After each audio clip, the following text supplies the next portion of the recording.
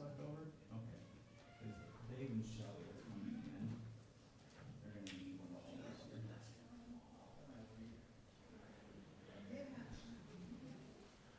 You've been here this whole time and you haven't gotten a handout?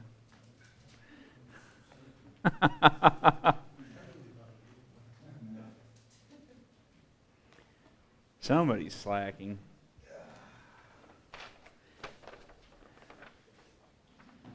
All right. Good morning.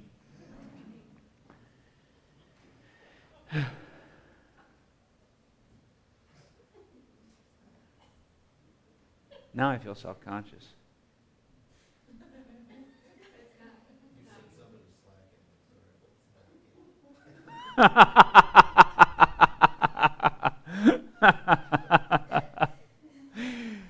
All right, so we're going to pick back up at Genesis. We're going to do a little overlap of Genesis 25 and 26, but primarily focusing on 27 to 50.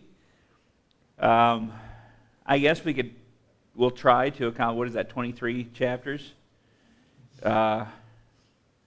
We'll just see. I don't plan to go nearly as in depth as we have up to this point. Kind of want to get through Genesis. So providing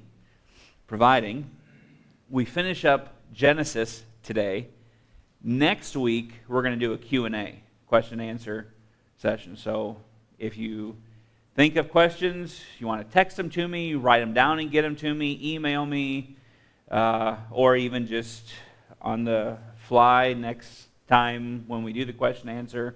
That's always good too. But actually, that's a good way to ensure that you get a short answer, probably, is to do it on the fly, because otherwise I think too much about it.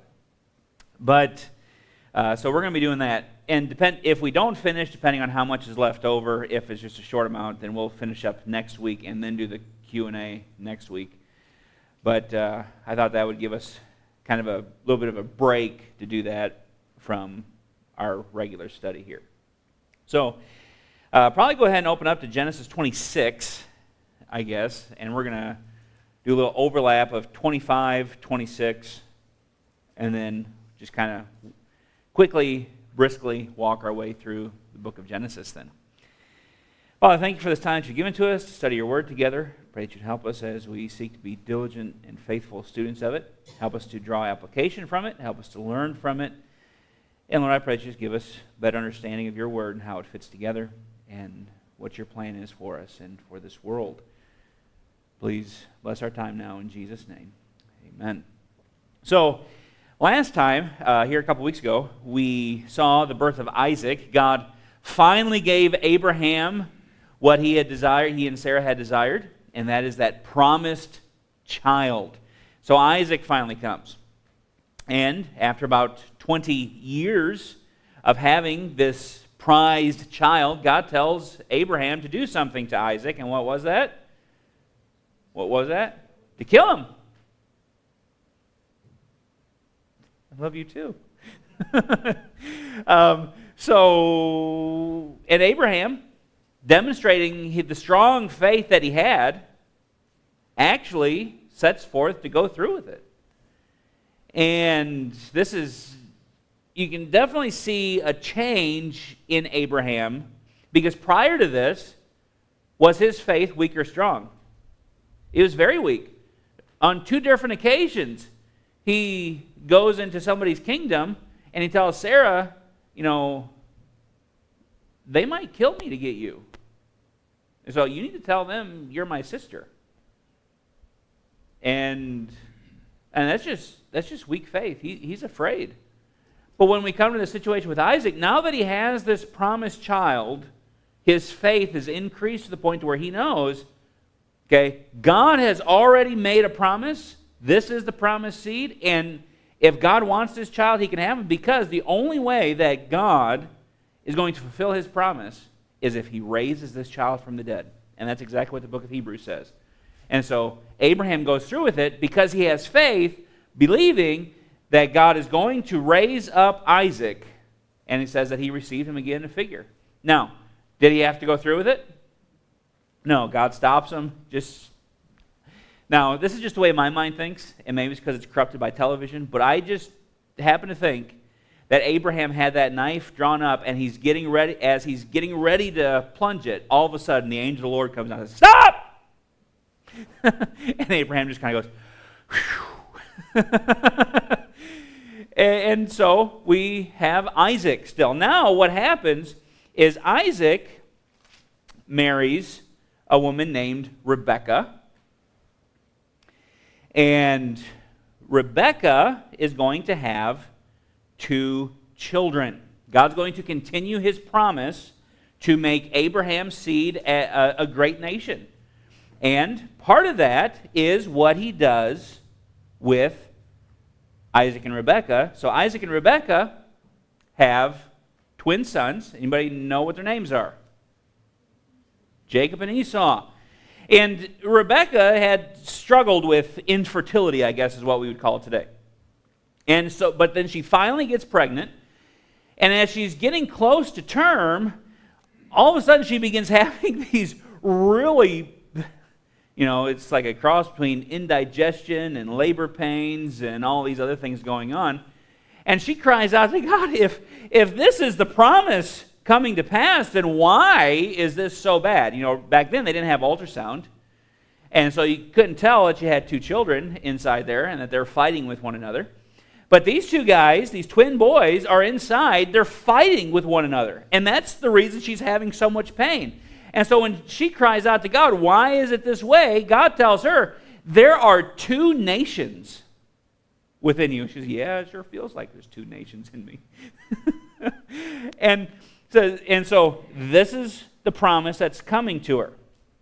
Now, let me get to where we need to be here. So Isaac and Rebekah have Jacob and Esau. So we're going to be in chapter 25. We're going to back up from chapter 26. 25 has Jacob and Esau. Now, we're not given much history prior to their really kind of adult years or late teen years. And we come down here to verse 24. It says, "When her days," talking about Rebekah, "her days to be delivered were fulfilled, behold, there were twins in her womb. First came out red and all over like an hairy garment." Now that's something. Now, we're going to find out here that Esau, this is talking about Esau. Esau means red one. And so Esau actually has red hair when he comes out. But he's very hairy. Now, we've all seen children that come out and they have a full head of hair. This is beyond that. We're going to find out that Esau was a very hairy man. I mean, we're not talking about just having a hairy back. We're not talking about a guy that just has, a bush all up his arms and stuff like that. We're talking about a very hairy man. And so, it was this way from the womb.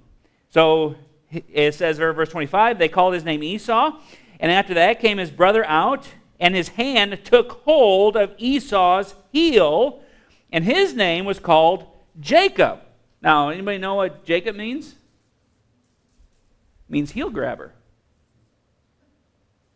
or a deceiver. And actually, what it's doing is it's picturing exactly what God says about the serpent, right? You will bruise his heel. You're a deceiver, just like the beguiler. That's the idea. Fitting name for Jacob, as we'll see.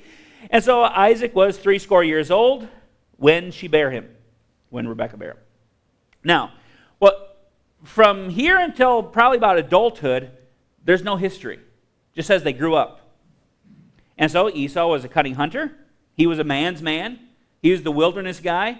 He's the big burly lumberjack hunter type guy, that you watch movies about and think, man, I wish I could be kind of like that. Jacob, on the other hand, says was a plain man dwelling in tents. He's a homebody. He's a mama's boy. He's a smooth guy. He's the guy that, he goes down and he gets manicure. He wants to stay in the kitchen because he doesn't want to work too much. He just wants to have it as easy as he possibly can. He's just going to stay as close to mama as he can. And that's exactly what he does. In fact, he's mama's favorite. He's a mama's boy. Notice here, it says in verse 28, "Isaac loved Esau because he did eat of his venison. But Rebekah loved Jacob." So Esau, he was a steak guy. He went hunting, he brought the food back, and he cooked that up, and it was the best steak he ever had. And Jacob's like, man, Isaac's like, man, I like this guy. I think he's my favorite. And Rebekah, instead, loved Jacob. And Jacob sowed pottage. He made some soup. Esau came from the field, and he was faint. And Esau said to Jacob, feed me, I pray thee, with the same red pottage, for I am faint. Therefore was his name called Edom. And Jacob said, sell me this day thy birthright. So now this is trickery. Now, in God's plan, who was God's choice of these two? It was Jacob. Okay? So now what's going on here? Who by birth is to have the birthright? Esau is, because he's the oldest son. Now, if God wants Jacob to have it, is God more than capable of providing that and making that happen? Oh, yeah. There's all sorts of ways that this could happen, because what we're going to see when we get a little bit later on, when you have the 12 tribes, you see in that little chart there on the page, you have Reuben, Simeon, Levi, Judah are the first 4 children of Jacob and Leah, and it's God's plan for Judah to be the head of the 12 tribes. But there's 3 others in front of him. Well, there's things that they do that disqualify them from receiving that. And had Jacob just waited, Esau would have disqualified himself from the birthright. Because Esau goes, and contrary to the wishes of his father, he goes and takes a wife from Ishmael, as opposed to going back to his people like Jacob does. So Esau, through that act, would have forfeited his birthright had Jacob just waited. But instead, he's going to deceive him. He's going to trick him. Man, I'm faint. I'm going to die if I don't eat. Jacob says, well, I got this bowl of food. You know, it's like little kids. I got this. Sell me your birthright. And Esau, being a drama queen, well, if I die, it's no good to me anyway. Sure, you can have it. Now, the birthright's a big deal, because in this day and age, prior to the priesthood in Leviticus, prior to the Exodus, the head of household was the priest for his family. That's why you see Job, where it says that he goes every day and he's offering sacrifices to God on behalf of his children. He's acting as the head of household. He's the priest of his family, and he intercedes on their behalf. Now, that's going to go away when the Levitical priesthood comes. And so, with the birthright, the firstborn became the priest of the family. He became head of household. Also, the family of Abraham was the one that had the promise that the promised seed was eventually going to come through. And so that came to the firstborn, unless he disqualified himself. And so he has these promises that were going to be his had he had the birthright, and he sold it all. He had zero regard for the promises of God. Shows his faith, doesn't it? Or lack of it. Well, yeah, I'm the firstborn. I'm the one who's to receive all the promises, but I'm just going to die anyway, so what good is it to me? Well, if God gave you the promise, is God going to fulfill his promise? Sure is.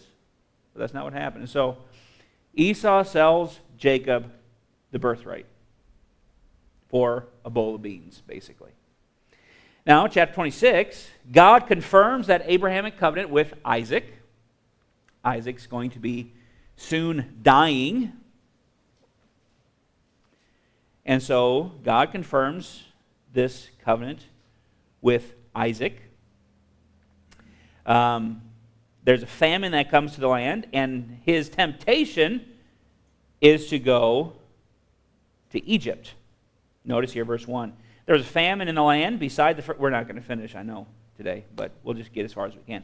There was a famine in the land beside the first famine that was in the days of Abraham, and Isaac went unto Abimelech, king of the Philistines, unto Gerar. So he's staying within the promised land. Now watch, verse 2. And the Lord appeared unto him and said, Go not down into Egypt, dwell in the land which I shall tell thee of. Now this is important because later on in the book of Genesis, there's another famine that's going to come in the days of Jacob and the patriarchs, and do they stay in the land? No, they leave and go down to Egypt, don't they? And what God's doing here, now watch what he says. He says, stay in the land which I told thee of. Verse 3, sojourn in this land, and I will be with thee, and will bless thee, for unto thee and unto thy seed I will give all these countries, and I will perform the oath which I swear unto Abraham thy father. And I will make thy seed multiply as the stars of heaven, and will give unto thy seed all these countries. And in thy seed shall all the nations of the earth be blessed, because that Abraham obeyed my voice and kept my charge, my commandments, my statutes, and my laws. Now drop down to verse number 24. The Lord appeared unto him the same night and said, I am the God of Abraham thy father. Fear not, for I am with thee, and will bless thee and multiply thy seed for my servant Abraham's sake. So he stays in the land. God promises to bless him, and he's increasing his faith. Don't leave. It looks bad. It looks like you're going to starve and not have enough for your family. But listen, I'm going to bless you. You stay here in the land of blessing. Stay here. I will bless you. I'll be with you. I'm going to multiply your seed, and I'm going to provide for you. And so he does.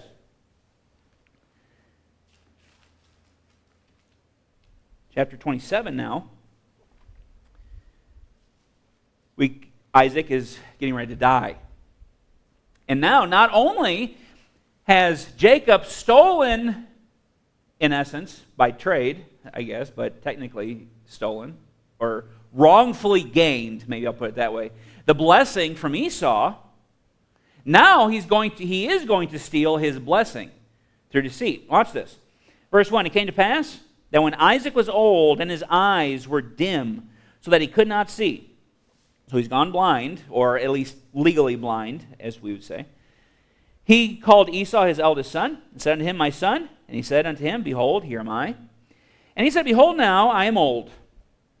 I know not the day of my death. Now therefore take, I pray thee, thy weapons, thy quiver, and thy bow, and go out to the field, and take me some venison. That sounds good. And make me savory meat, such as I love, and bring it to me, that I may eat, that my soul may bless thee before I die. Now, let me just say this. As this is going to play out, it seems like Isaac should have been able to tell that he's being duped. Because he's saying, you go out and get me the meat that I love, which obviously is not goat meat. And the way I know this is because when Jacob deceives Isaac, he goes out and gets a baby goat, a kid of the goats, two of them, prepares it, and brings the meat in. So it was already there. Esau wouldn't have had to go hunting. So that should have been a giveaway right there. So he says, bring it to me. Verse 6. Rebekah spake unto Jacob her son, saying, Behold, I heard thy father speak unto Esau thy brother, saying, Bring me venison, and make me savory meat, that I may eat, and bless thee before the Lord before my death. Now therefore, my son, obey my voice according to that which I command thee. You see, this is not a way to have a good household. Mom and dad are not on the same page here.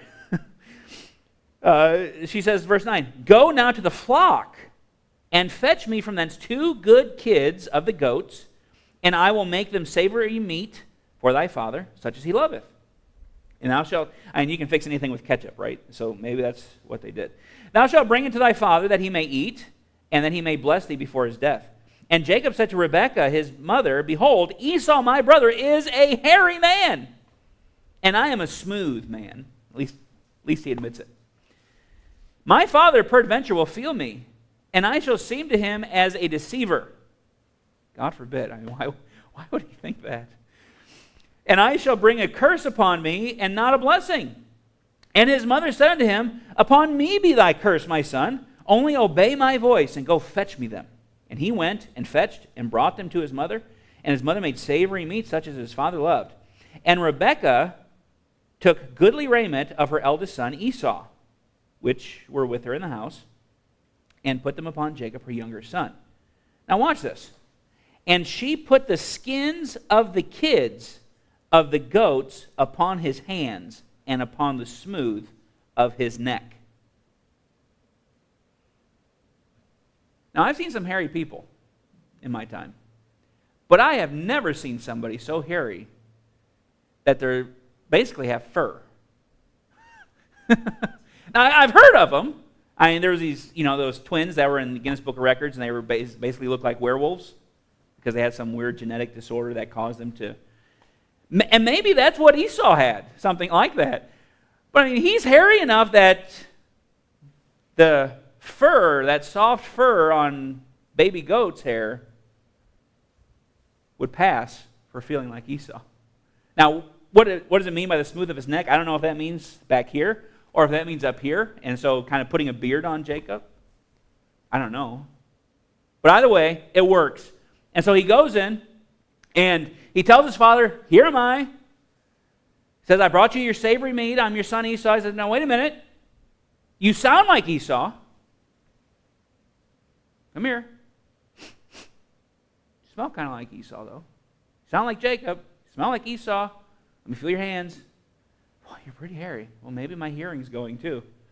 But you feel like Esau. So he ate the meat, and he's going to bless Jacob. Notice verse 26. Father Isaac said unto him, Come near now and kiss me, my son. And he came near and kissed him.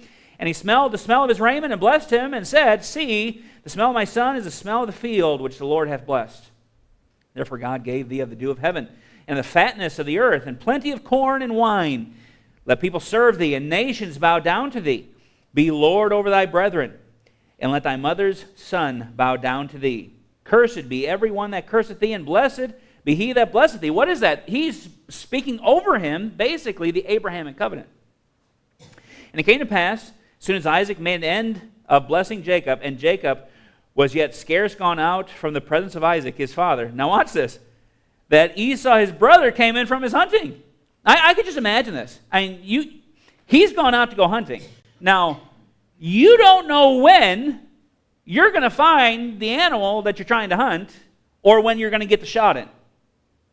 And I could just imagine Jacob as he goes out, he gets these kids. He's trying to hurry. Rebekah's, she's preparing this whole thing. And I could just imagine Jacob's kind of like, man, I hope this works. He's just he's sitting on edge, kind of getting nervous. And then when he takes the meat in to his father, and his father's taking the time, whatever it was, it took 2 kids of the goats to prepare this much meat. And he's eating this whole thing. I just imagine, it's like, man, I hope Esau doesn't walk in on this because this might seem kind of awkward.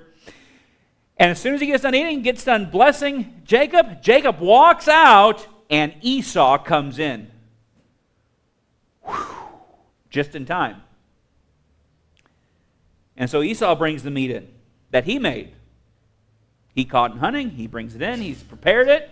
He says, okay, I brought it in for you to bless me. Oh, wait a minute.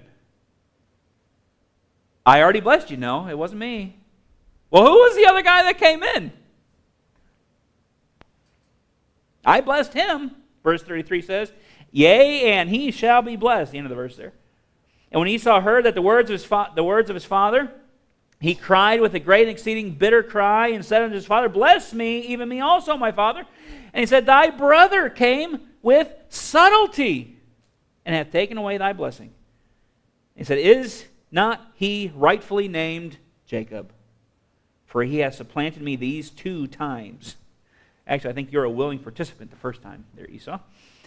He took away my birthright, and behold, now he hath taken away my blessing. And he said, Hast thou not reserved a blessing for me? Isaac answered and said unto Esau, Behold, I have made him thy lord, and all his brethren have I given to him for servants, and with corn and wine have I sustained him. And what shall I do now unto thee, my son? And Esau said unto his father, Hast thou but one blessing, my father? Bless me, even me also, my father. And Esau lifted up his voice and wept. Isaac his father answered and said to him, Behold, thy dwelling shall be the fatness of the earth, and the dew of heaven from above. And by thy sword thou shalt live, and shalt serve thy brother. And it shall come to pass, when thou shalt have the dominion, thou shalt break his yoke from off thy neck. And Esau hated Jacob because of the blessing wherewith his father blessed him. And Esau said in his heart, The days of mourning for my father are at hand. Then will I slay my brother. So he's planning to get the blessing back. That's what he's planning to do.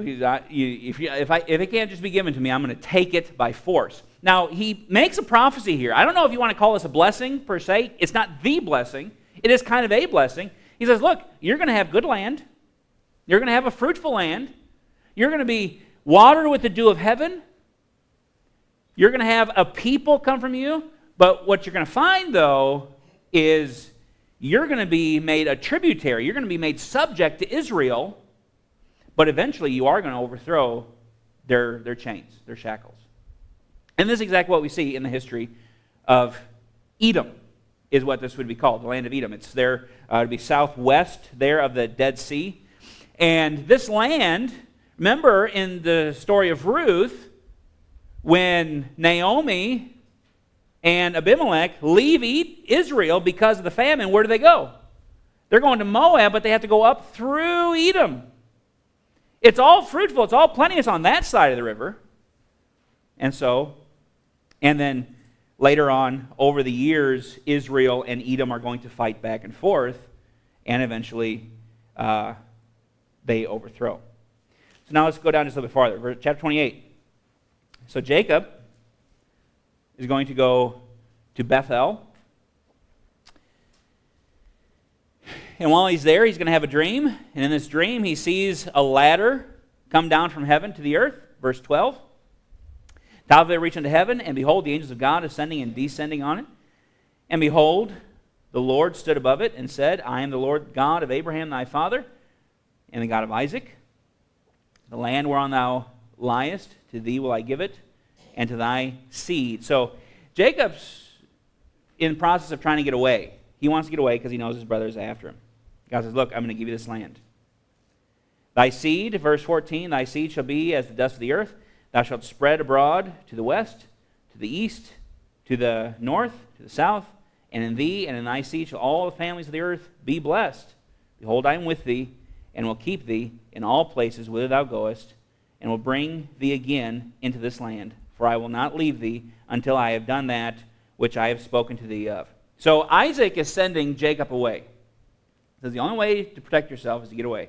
So he's going to go to Syria, to the house of Laban, which is basically his uncle or great uncle. And so he's going to go there. And while he's with Laban, he's going to lay eyes on somebody. Anybody know what her name is? Rachel. Laban has two daughters, Leah and Rachel. And he gets to the household of Laban, he lays eyes on Rachel, and he's like, wow, I like her. I love her. But Leah, she's tender-eyed, it says there in verse number 17. Leah was tender-eyed, but Rachel was beautiful and well-favored. So Leah being tender-eyed, it means that her eyes were dull. Now, exactly what that means, if that means she has like the dark sunken-in eyes, or if they just didn't have very much color, or if some people say, well, maybe they were puffy eyes, or she had bags on her eyes. Either way, whatever it was about her eyes, Jacob didn't favor it at all. But he says, Rachel, man, she's beautiful and she's endowed. She's the girl for me. That's the one I want. So he goes to Laban, and he says, I want Rachel. He says, okay, great. Work for me 7 years. And so Jacob works for 7 years. And it says that it seems to him is but a day. And, the typical love story. And, wedding day comes. Here comes his bride, veil and all. They get to the wedding night. It's dark, and that veil doesn't come off until the wedding night. And, they consummate their marriage, and then the next morning he wakes up and he rolls over to kiss Rachel. And who does he see? Whoa! You're not Rachel! Leah, how did you get here? What are you doing? Well, you married me last night. Okay. And so As you can understand, Jacob's pretty upset about this. He goes to Laban and says, you deceived me. Why would you deceive anybody? I would never do that. Right? It's kind of what goes around comes around. And so Laban explains to him, look, Leah's my oldest daughter. It's not right to give you the youngest one first and her not be married. So you can work another 7 years, and I'll go ahead and give you Rachel. And that's exactly what he does. He fulfills another week for Rachel. Now, when that 7 years is over, now God blesses him while he's there. God blesses him while he's there. And when those 7 years are over, they decide, let's get out of town. And so that's exactly what they do. We come over to chapter 31, and they're going to leave.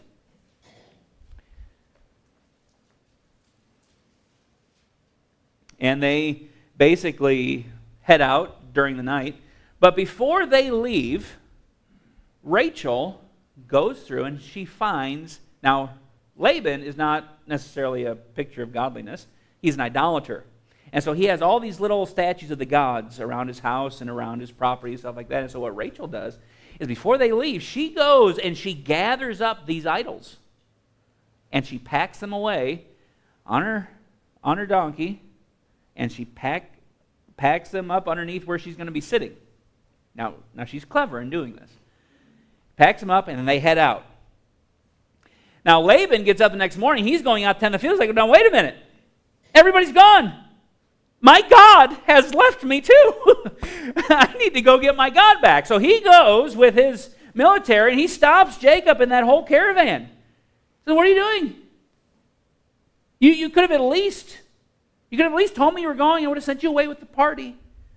Like, no, that's not what you would have done, but that's what he says. And he begins to go around looking through all the luggage for his idols.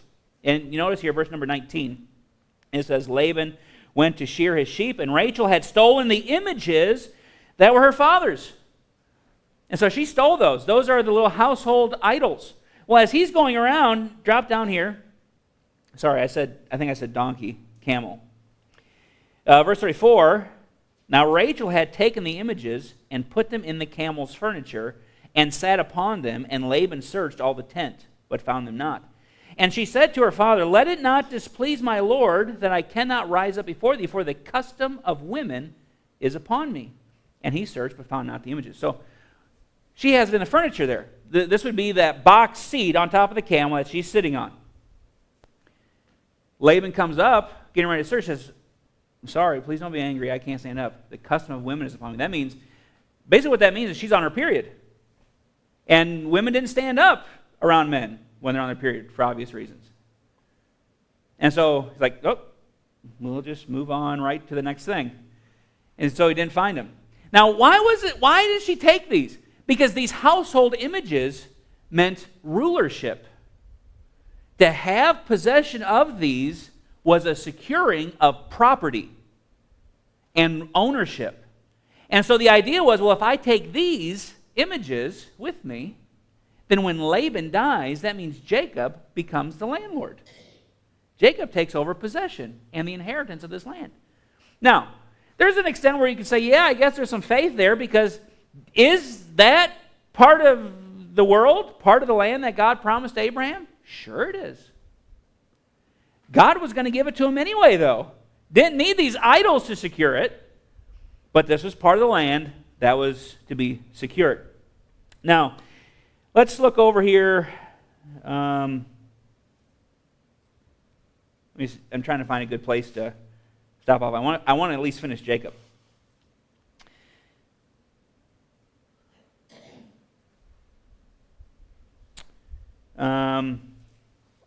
So let's move forward a little bit. Chapter 33. So the time finally comes. Jacob and Esau are going to reconcile. Although Jacob doesn't know that that's the plan yet. Esau has come back to the land looking for Jacob. And Jacob is scared to death. And so the night before this, Jacob is going to wrestle with God, and his name is going to be changed to Israel.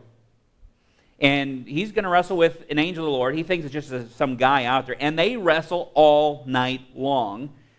And the guy says, let me go. And I think as dawn is starting to approach, he gets some eyes on this guy. And he says, this isn't just a normal guy. I'm not going to let you go unless you bless me. And so he says, I blessed you, touches his thigh, puts it out of joint, and for the rest of his life, Jacob is a hobbit and just kind of hobbles along. And he changes his name to Israel, which means prince with God or warrior with God. Now, when it comes to chapter 33, we find that when Jacob goes out to meet Esau, he is a man of courage and just stunning bravery. And he does what any manly man would do. I'm going to let the wife and kids go first. In fact, I'm going to take the wife that I don't even like, and I'm going to put her and her kids up first. And so that's what he does. Because by this time, there's Jacob, and there's Rachel, Leah, and Bilhah, right? Bilhah and Zilpah, the two concubines. And he takes them, and he puts Leah and her kids out front to meet Esau first with some animals. And then he takes the two concubines in the middle. He's like, I like the concubines more than my first wife. I'm going to put, I don't know how he was just like, forget you. I'm going to help Esau any way that I can. And puts the two concubines with their kids there in the middle. And then in the very back, he puts his wife that he does like, Rachel, and her kids. And then behind them is Jacob. I mean, just a stunningly brave man. This is the knight in shining armor. This is the man that any woman would want. And so he's going along, and they meet Esau. And Esau's like, well, what is all this? Like, well, this is an offering. This is a peace offering from your brother. Well, we don't need that. And so they make up. They reconcile, and they become friends, basically. Now, at the end of this, notice here, verse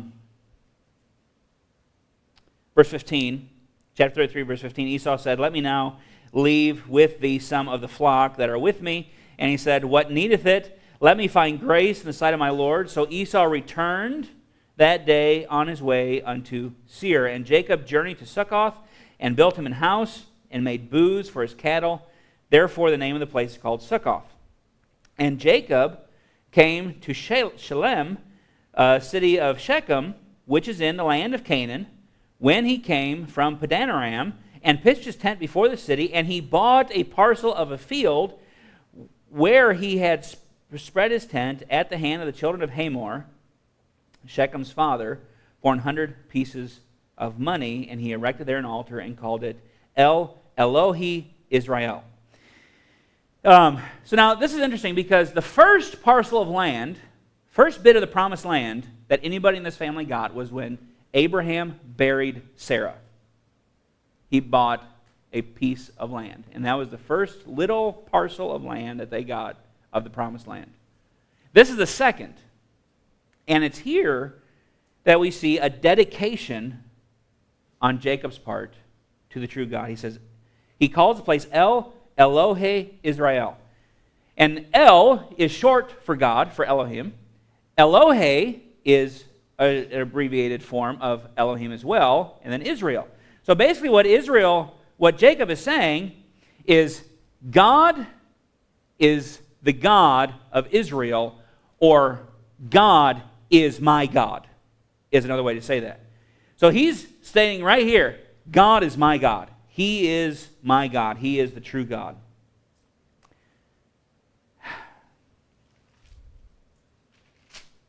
Well, let me just give you a couple blanks here, and then we'll move forward next week. So God confirms Abraham in covenant with Jacob, which we saw, and Jacob's name was changed to Israel, and from him came the 12 tribes of Israel. So most of this has taken place up to this point. But we're going to see here next week with the birth of Joseph and then Benjamin, and then getting down into Joseph's term in Egypt. Any questions on any of that? Okay. You're dismissed.